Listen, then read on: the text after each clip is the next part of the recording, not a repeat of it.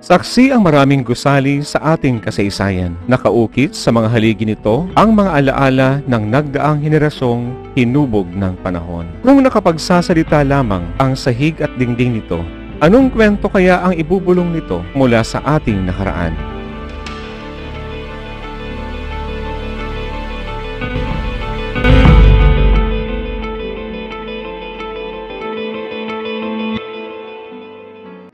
Ang kinatawan ng ambos Camarines sa una at ikalawang Philippine Assembly noong 1907 na si Tomas Arejola ang nagsilbing instrumento upang maisakatuparan ang pagpapatayo ng gabaldon sa Camarines Sur National High School na dating Camarines High School.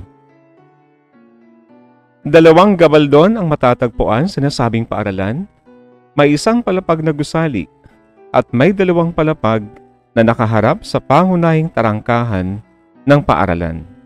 Dito sa Camarines Sur High School, maswerte tayo dahil meron tayong buildings na ganito na hindi na lang yung typical na gabaldon building na maliit, pero meron tayong imposing na gabaldon building na napakalaki at dalawang floors ang struktura nito. Noong ikalawang digmaang pandaigdig, ang mga sundalong Hapones sa ilalim ni Coronel Isabashi ay ginamit ang pangunahing gusaling gabaldon bilang himpilan, kung saan pwersahan nilang pinaamin ang mga nahuling Filipino-Amerikano bago ilipat sa Ateneo de Naga upang ikulong at pahirapan. Pina-repair ka agad, pero yung gabaldon na yan, may ground floor yan, may underground yan eh.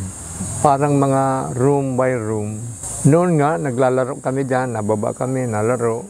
So habang nandyan ang gabaldon, ito ay mananatiling simbolismo ng Camarines Sur National High School, ng Naga, ng Camarines Sur, at ng buong Bicol Region sa pagkakaroon ng maayos sa pagkatuto ng mga bata. Ang Gabaldon Building, may traces ng American period education, yung education na binigay sa atin. Kung baga sa yung contribution ng mga Amerikano sa atin, isang malagandang halimbawa ang Gabaldon at isang magandang pruweba na talagang may ginawa ang mga Amerikano para sa edukasyon ng mga Bicolano. Naging malaking bahagi ang Gabaldon sa taon ng pag-aaral ko sa institusyon na ito. Sapagkat dito ko nasaksihan kung paano ako maging isang estudyante sa harap ng maraming tao. Ang Gabaldon ay ang kamhay mismo. Sa lahat ng mga naibigay ng gusaling ito sa akin bilang estudyante, ay gusto kong maranasan at maibigay yun sa mga susunod pang henerasyon at sa mga libo-libo pang mag-aaral sa institusyon na ito. Bilang tahanan ng karunungan, hindi lamang kaalaman at karanasan ang ipapabaon natin sa mga mag-aaral.